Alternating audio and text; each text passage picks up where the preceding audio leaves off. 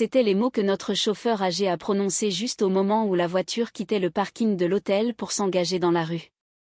J'étais assise sur le siège arrière à côté de ma sœur Léa. Sa robe de mariée en dentelle de Calais frôlait doucement mon bras, le tissu délicat bruissant à chacun de ses mouvements. Elle tenait un bouquet de roses pâles dans ses mains et ne cessait de prendre de longues inspirations profondes, le genre de respiration que l'on prend quand on essaie de calmer ses nerfs. C'était le jour de son mariage. À l'extérieur de l'hôtel, le matin lyonnais semblait froid et gris. Une fine couche de brume flottait sur les quais du Rhône et la circulation était fluide comme si la ville ne s'était pas encore tout à fait réveillée. Notre chauffeur s'appelait Monsieur Gérard. Il travaillait pour l'établissement depuis des décennies. Son dos était légèrement voûté, ses cheveux étaient complètement blancs et il portait une veste de costume sombre un peu usée qui semblait faire partie de son uniforme depuis des années. J'ai croisé son regard dans le rétroviseur. Il nous observait. « Qu'est-ce que vous voulez dire ?» ai-je demandé. La voiture avançait lentement dans la rue calme. Il n'a pas répondu tout de suite. Pendant quelques secondes, le seul bruit à l'intérieur du véhicule était le doux ronronnement du moteur. Puis il a repris la parole. « Je ne veux effrayer aucune de vous deux, a-t-il dit doucement. Mais votre sœur mérite de connaître la vérité. » Léa a laissé échapper un petit rire nerveux essayant de détendre l'atmosphère. « Monsieur Gérard, c'est le jour de mon mariage, a-t-elle dit. S'il vous plaît, ne commencez pas une histoire d'horreur maintenant. Mais il n'a pas ri. Sa voix semblait fatiguée. Sérieuse. Je conduis des gens des hôtels aux églises et des églises aux réceptions depuis 40 ans, a-t-il dit. J'ai vu beaucoup de choses et quand un homme ment, je le reconnais généralement. Un œil étrange s'est formé dans mon estomac. De quel homme parlez-vous, ai-je demandé. Il a répondu sans se retourner. Du fiancé de votre sœur. L'air à l'intérieur de la voiture a soudainement semblé plus lourd. Léa s'est redressée sur son siège. Qu'est-ce que vous racontez? Monsieur Gérard a expiré lentement. Il y a environ une demi-heure, a-t-il dit. Je suis allé à l'entrée de service de l'hôtel pour chercher le fiancé de votre sœur. Il était là en train de téléphoner. Il s'est arrêté un instant comme s'il choisissait soigneusement ses prochains mots et ce que j'ai entendu n'était pas bon du tout. L'expression de Léa s'est durcie. Qu'est-ce que vous avez entendu? Monsieur Gérard gardait les yeux fixés sur la route. Il parlait à un autre homme, a-t-il dit. Et il a dit, une fois que le mariage sera conclu aujourd'hui, j'aurai enfin accès à l'héritage de son père. Mes dettes disparaîtront. Pendant un instant, j'ai eu l'impression que mon cœur s'était arrêté. Léa a immédiatement secoué la tête. C'est ridicule. Mais il n'y avait aucune assurance dans sa voix. Monsieur Gérard a continué calmement. Et puis il a ajouté autre chose. Il a dit, donne-moi 1 an. Je demanderai le divorce. Elle est naïve. Elle ne verra rien venir. Les doigts de Léa se sont crispés sur son bouquet. J'ai regardé son visage. Elle était devenue livide. Vous êtes sûr d'avoir entendu tout ça, ai-je demandé. Oui, a dit Monsieur Gérard. Et je sais que ce n'est pas vraiment ma place, mais j'ai eu une fille autrefois. Si quelqu'un avait manigancé quelque chose comme ça contre elle, j'aurais espéré que quelqu'un l'en avertisse. La voiture s'est arrêtée à un feu rouge. De l'autre côté de la rue, le clocher de l'église est apparu. Léa n'a rien dit pendant un long moment. Finalement, j'ai parlé doucement, Léa, et s'il disait la vérité? Elle fixait la vitre. Puis elle a dit d'une voix sourde, je dois lui demander. Quand nous sommes arrivés à l'église, les invités se rassemblaient déjà à l'extérieur. Des rubans blancs étaient accrochés à l'entrée. Des compositions florales bordaient l'allée et des photographes installaient leurs appareils. Tout ressemblait exactement à ce qu'un mariage devrait être. Mais à l'intérieur, quelque chose s'était déjà brisé. Nous sommes sortis de la voiture.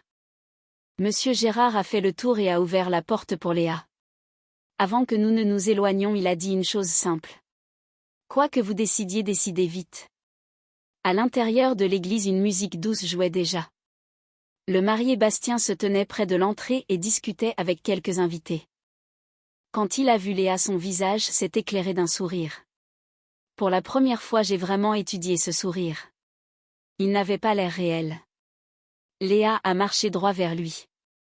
Je dois te parler, a-t-elle dit. Tout de suite. Il a ri nerveusement. Chérie, la cérémonie va commencer. Toi. Sa voix était si ferme que son expression a changé immédiatement. Nous sommes entrés dans une petite sacristie à l'écart de la nef. La porte s'est refermée derrière nous. Léa n'a pas perdu de temps. Est-ce que tu m'épouses pour l'argent de mon père? La pièce est devenue totalement silencieuse. Bastien a scié puis a forcé un rire. Qui t'a dit ça? J'ai répondu. Le chauffeur de l'hôtel. Pendant une fraction de seconde, quelque chose a traversé le visage de Bastien. De la panique. Puis il a secoué la tête rapidement. C'est insensé, a-t-il dit. Léa ne le quittait pas des yeux. Alors tu n'as pas dit à quelqu'un que tu divorcerais de moi dans un an? Il n'a pas répondu. Ce moment de silence a tout dit. Léa a lentement hoché la tête. D'accord.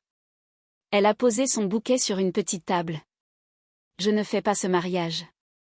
Le visage de Bastien est devenu rouge. Tu es sérieuse, a-t-il lancé. Il y a 200 personnes assises là-bas. Léa l'a regardé calmement. Alors va leur dire que ton plan n'a pas fonctionné. Elle s'est tournée vers la porte. Je l'ai suivie. Quand nous sommes revenus dans l'église, la musique s'est arrêtée car les gens ont remarqué que nous marchions dans l'allée centrale vers l'entrée. Les invités échangeaient des regards confus. Léa s'est approchée du micro près de l'autel. Elle a pris une inspiration. Je suis vraiment désolée, a-t-elle dit. Mais il n'y aura pas de mariage aujourd'hui. Des murmures se sont propagés instantanément dans la salle. Léa a continué. Je viens d'apprendre que l'homme que j'allais épouser ne me voit pas comme une partenaire. Il me voit comme un compte en banque. La salle a éclaté en bourdonnement de voix.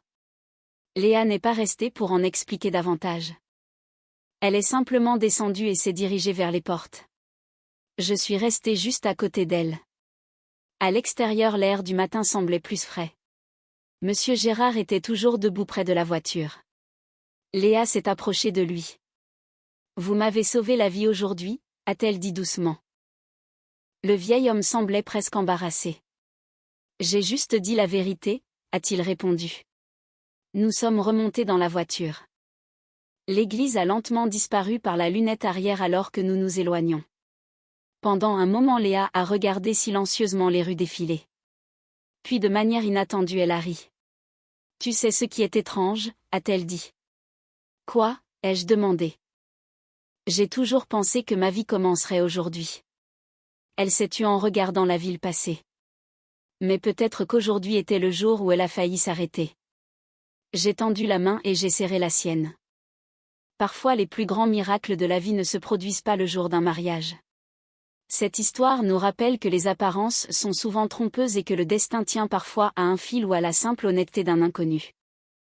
Le personnage de Monsieur Gérard incarne cette sagesse discrète de ceux qui observent le monde sans rien dire jusqu'à ce que leur intervention devienne une nécessité morale. Il est fascinant de voir comment une vie entière peut basculer en l'espace d'un trajet en voiture. La réaction de Léa est d'un courage exemplaire car il est extrêmement difficile de briser les conventions sociales et d'affronter le regard de centaines d'invités pour protéger sa propre intégrité. Dans notre société actuelle où l'image prime souvent sur la sincérité, ce récit nous pousse à nous demander si nous aurions eu la même force de caractère. Le silence de Bastien au moment de la confrontation est l'aveu le plus puissant qui soit, prouvant que la vérité n'a pas toujours besoin de longs discours pour éclater. C'est une fin douce amère qui célèbre non pas une union mais une libération. La ville de Lyon avec son atmosphère parfois mystérieuse et ses brumes matinales sert de décor parfait à cette révélation qui sauve une jeune femme d'un avenir de mensonges. Et vous, si vous étiez à la place de Léa, auriez-vous eu le courage d'annuler le mariage devant tout le monde après avoir entendu une telle révélation, ou auriez-vous préféré attendre que